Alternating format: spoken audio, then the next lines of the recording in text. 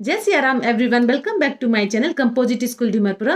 तो भाई बच्चों, आज की वीडियो में आपके लिए एक बेहतरीन कहानी लेकर आए और यकीन मानिए इस कहानी से जो कोई भी इस वीडियो को सुन रहे हैं ना, सभी कोई अपने जीवन को इस कहानी से जोड़ के देख पाएंगे, क्योंकि लगभग सभी की जिंदगी में तनाव हो। बच्चे हैं, बूढ़े हैं, जवान हैं, औरत है, आदमी है, बच्चे हैं, सबके जीवन में तनाव है। अब सभी लोग चाहते हैं कि हम इस तनाव से कैसे छुटकारा पाएं। तो फिर इस वीडियो में आपको इसी का सॉल्यूशन मिल रहा है कि आप कैसे तनाव से छुटकारा पा सकते हैं। तो बिना किसी देरी की चलिए चलते हैं कहानी की ओर। पर कहानी पर जाने के पहले आपसे विनम्र निवेदन है कि अगर अभी तक आपने इस चैनल को सब्सक्राइब नहीं किया हुआ है तो कृपया करके चैनल को सब्सक्राइब करिए। वीडियो पसंद आता है तो वीडियो को लाइक करिएगा, अपने फ्रेंड्स और फैमिली में वीडियो को शेयर करिएगा। तो बिना किसी देरी की चलिए चलते हैं कहानी की ओर। होता क्या था कि एक समय एक आदमी था जो हमेशा हमेशा हमेशा तनावग्रस्त रहता था, हमेशा दुखी सा बना रहता था, जैसे उसके जीवन में तनाव के अलावा कुछ है ही नहीं। जब वो बच्चा था तो टेंशन लेता था, पढ़ाई की टेंशन लेता था, फिर किसी तरह माँ बाप उसको समझाते थे भाई पढ़ लो पढ़ लो।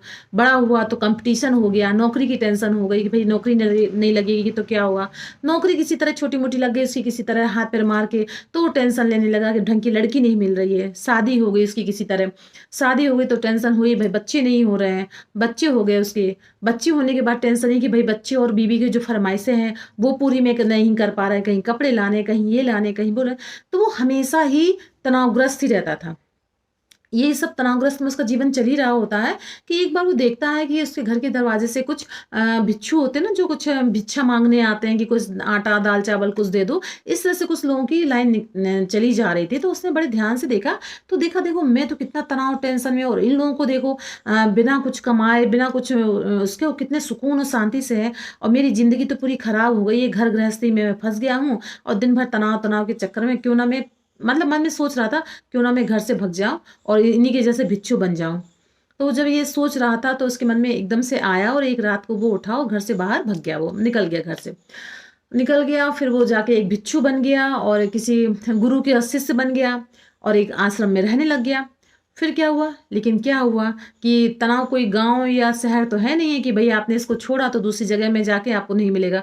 तनाव को आप तो आपके भीतर ही रहेगा। अगर आप तनावग्रस्त है तो आपको सब जगह तनाव रहेगा।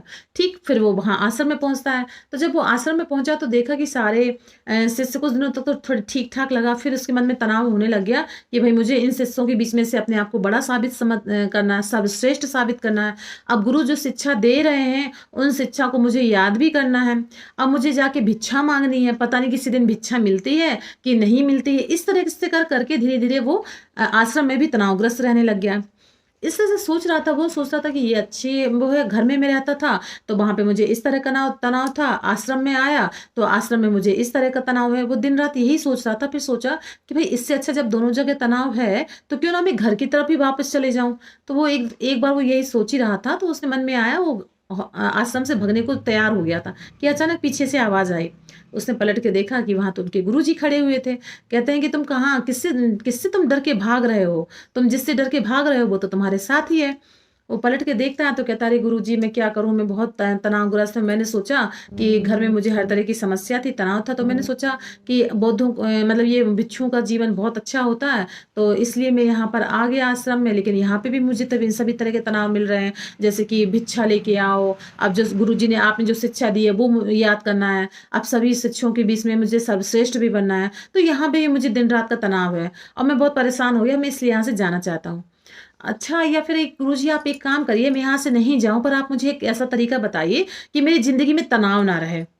जब ये गुरु शिष्य की बात सुनते हैं तो थोड़ा मुस्कुराते, कहते हैं हाँ हाँ क्यों नहीं, तुमको एक बात बता दूंगा, और सच में तुमको जब मैं जो बात बताऊंगा उससे तुम्हारे जीवन में कभी भी कोई तनाव नहीं रहेगा। पर एक काम करो, पहले तुम एक काम करो कि ऐसे व्यक्ति को ढूंढ के लाओ मेरे पास जिसके जीवन में तनाव ना हो। अब उस शिष्य बहुत प्रसन्न होगा कि अरे क्या करना है, एक ही व्यक्ति को तो ढूंढ के लाना है जिसके जीवन में तनाव नहीं है, फिर तो बस मुझे गुरुजी बता देंगे और फिर मेरा पूरा जीवन खुशहाल से खुशहाली से भर जाएगा। ये सोचता हुआ वो निकल जाता है किसी ऐसे व्यक्ति की तलाश में जिसके जीवन में तनाव ना हो। वो जिससे भी मिलता तो जब भी कोई तनाव की बातें करता तो सब कोई अपने अपने तनाव को बढ़ा चढ़ा के बताने लगते। वो परेशान हो गया। अंत में एक किसी बुद्धिमान व्यक्ति ने बोला कि भाई तुम अगर ऐसे व्यक्ति को ढूंढ रहे हो कि जिसके जीवन में तनाव ना हो, तुम एक काम करो, एक शराबी के पास जाओ। उसके जीवन में तो कोई किसी प्रकार का तनाव है, वो तो मस्त रहता है। जब ये उस शिष्य ने ये बात सुनी तो वो चला गया एक शराबी के पास, उससे बात की तो पूछा कि तुम्हारे जीवन में तनाव है?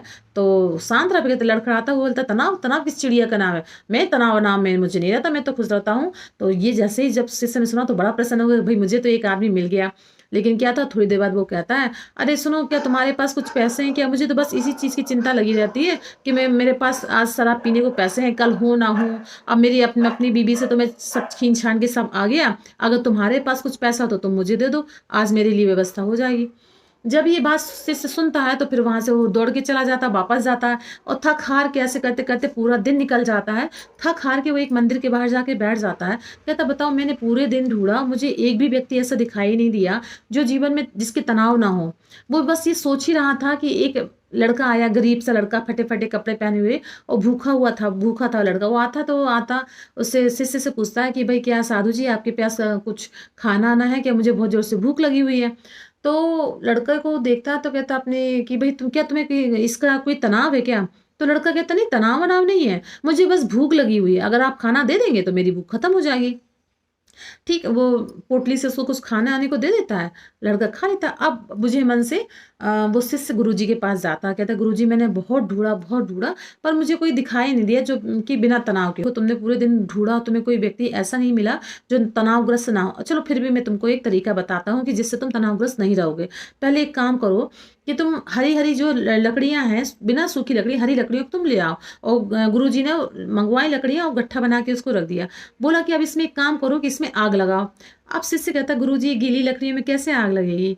तो फिर गुरु कहते हैं कि एक काम करो, फिर या तो तुम इंतजार करो, ये कोसते रहो अपने आप को कि इसमें आग नहीं लग सकता, या फिर तुम थोड़ा सा प्रयास करो और आसपास से सूखी लकड़ियां लेके आओ, उसको जलाओ। ये तो उसको समझ में आ गया कि हाँ ये तो बिल्कुल सही बात है।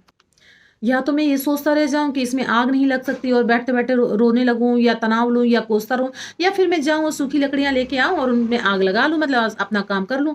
तो मेरे पास दो विकल्प हैं। ठीक यही जब बात गुरुजी शिष्य को समझाते हैं तो शिष्य की समझ में आ जाता है।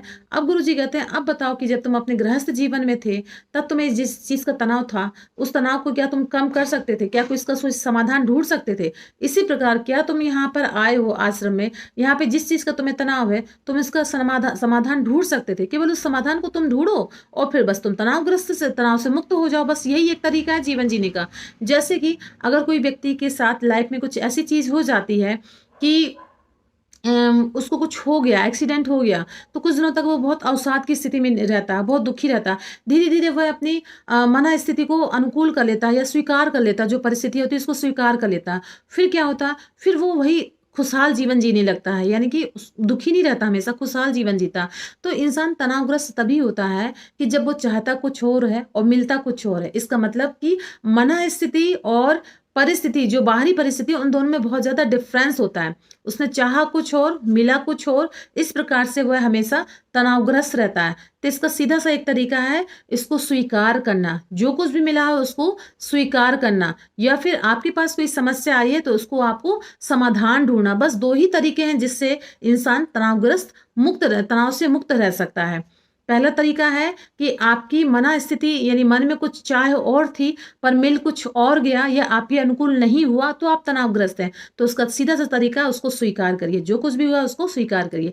दूसरी मन स्थिति ये है कि आपके पास कोई समस्या आई तो उसका समस्या है तो निश्चित रूप से उसका समाधान भी होगा। तो आपने उसका समाधान नहीं किया तभी आप तनावग्रस्त हैं। अगर आपने उसका समाधान कर लिया तो फिर निश्चित मानिए वो समस्या भी खत्म हो गई। तो दो तरीके हैं, दो तरीकों को अगर आपने अपना लिया तो आपके जीवन से तनाव दूर हो जाएगा। तो जब ये शिष्य को ये बात शिष्य ने समझी तभी उसको एहसास हुआ कि वो जो लड़का मंदिर में मिला था उससे पूछा था क्या कि तुम्हें भूख लगी है तो क्या तुम्हें इससे तनाव है? तो लड़के ने बोला नहीं, तनाव नहीं है, भूख लगी है, खाना मिल जाएगा तो ठीक हो जाएगा। इसका मतलब समस्या उसकी क्या थी? भूख लगनी। समाधान क्या था? खाना मिलना। उससे वो तनाव मिलने लग गया। समझिए उस बात को। तरीका क्या है? जो भी मिला है उसको स्वीकार करिए। बस यही एक तरीका है खुश रहने का। तो बताइएगा फ्रेंड्स आपको ये कहानी कैसी लगी। अगर आपको ये कहानी थोड़ी भी अच्छी लगी हुई हो तो आप इसको अपने फ्रेंड्स और फैमिली में शेयर करिएगा। चैनल को सब्सक्राइब करिए। फिर मिलते हैं नेक्स्ट कहानी में, तब तक के लिए जय सिया राम।